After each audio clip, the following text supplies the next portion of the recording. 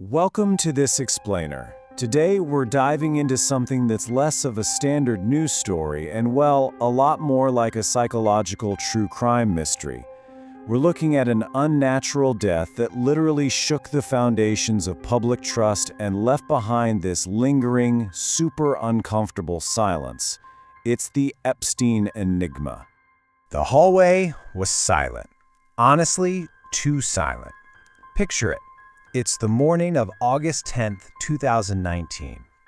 Inside one of the absolute most secure federal detention centers in America, guards are walking toward a prison cell that should have been under constant, unwavering watch. But, when they finally looked inside, Jeffrey Epstein was dead.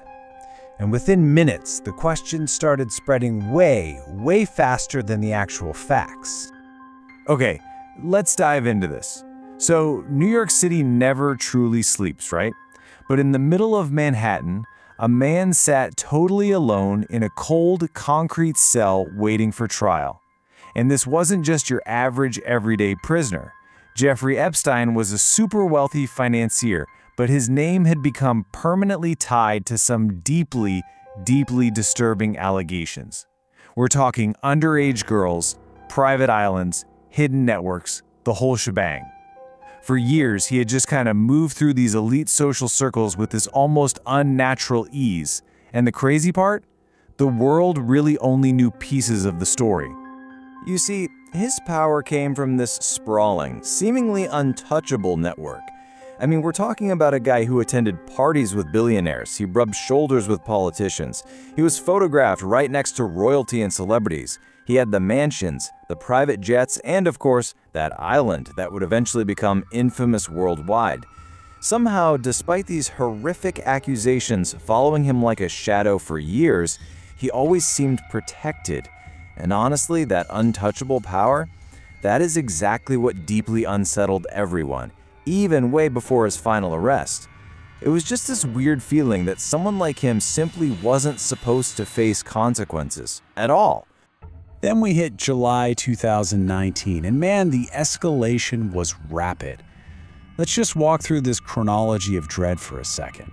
Federal agents arrest Epstein at a New Jersey airport for sex trafficking of minors. Suddenly, inside the detention center, his whole vibe reportedly shifts.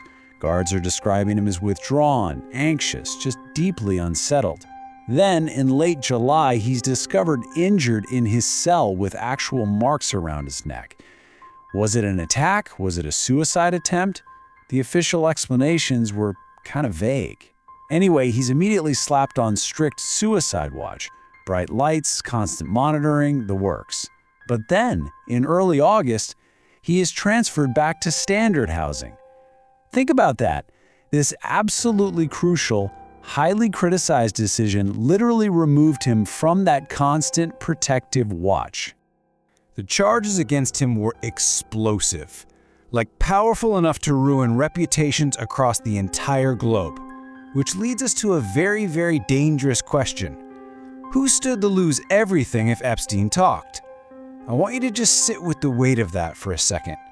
The public reaction was instant. News channels are running nonstop coverage. Every single interview, every flight log, every blurry photograph from his past is suddenly under a microscope. And the public's paranoia just started spiraling out of control. Because sitting right in the center of all this was a man who reportedly possessed information powerful enough to terrify people way beyond those prison walls. So, that brings us to the final night, August 9th, 2019. The jail was quiet. Again, too quiet. That weird, eerie silence just sort of returned to the cold, echoing concrete walls of the Metropolitan Correctional Center. And what happened next starkly illustrates what you might call the uncanny valley of coincidences. Because what went down that night wasn't just, a single human error. Reports later revealed multiple massive failures happening almost simultaneously. Get this. First, 2 assigned guards reportedly fall asleep. Second, required monitoring checks are just completely missed for hours. Third, paperwork is allegedly falsified after the fact to hide those missed rounds. And fourth, maybe the most unbelievable part of the whole shebang, cameras near his cell reportedly malfunction or just captured totally unusable footage. I mean, come on. For a lot of people, it's the statistical improbability of all these anomalies happening exactly at the same time that changed everything. Coincidences only feel believable up to a certain point, right? So at around 6:30 the very next morning, Epstein was found unresponsive in his cell. Emergency responders rushed in, they attempted CPR, but it was over.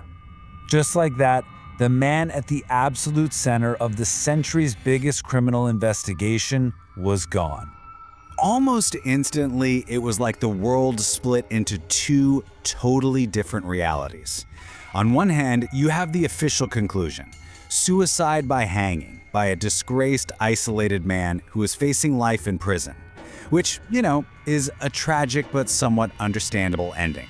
But on the other side, massive, overwhelming public suspicion, driven by the missing footage, the sleeping guards, and just the insane number of powerful people potentially connected to him.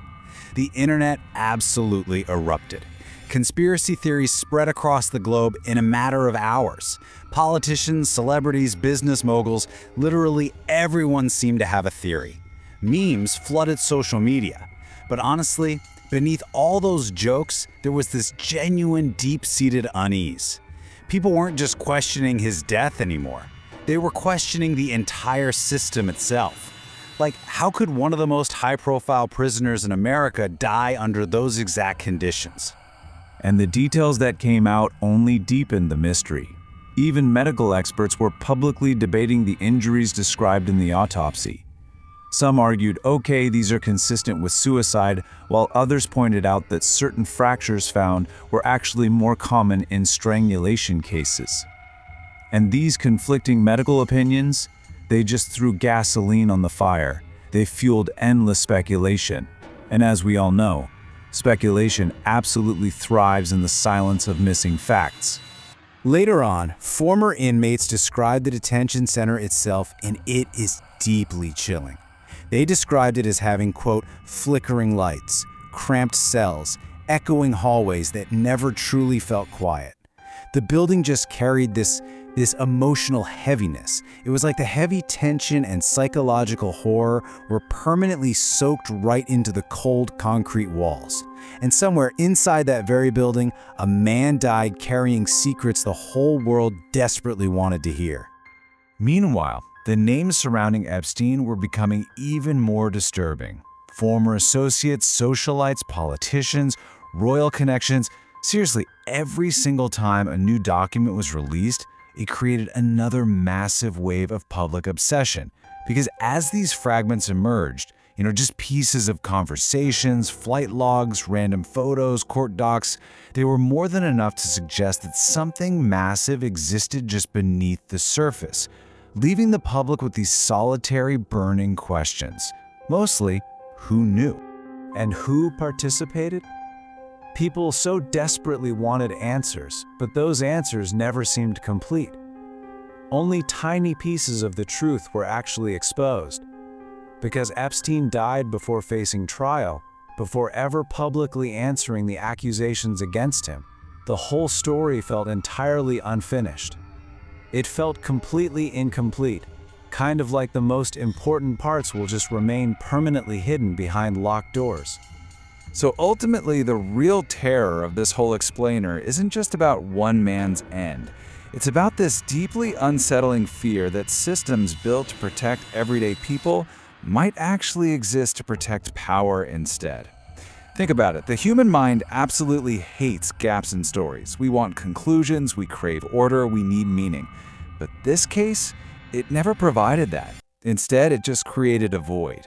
This lingering psychological fear. It touches on our distrust, on the nature of power, and this super uncomfortable realization that some truths might literally never see the light of day, because uncertainty, in this specific case, has honestly proven to be way more haunting than certainty itself. Late at night, when the headlines finally disappear and the noise quiets down, there's really just one question that still lingers in everyone's mind. What really happened inside that cell? Maybe the official explanation is 100% true, or, maybe it isn't. But regardless of what side you're on, this case just refuses to fade away. Why? Because the most disturbing mysteries out there aren't about ghosts or monsters. Sometimes the most terrifying mysteries involve real people, real power, and real silence. And somewhere inside the memory of that prison cell in Manhattan, the questions still remain. Quiet, unanswered, waiting. If you want to hear true events, crime-related story, hit like and do subscribe Fear Labs 99, because the next story is even darker.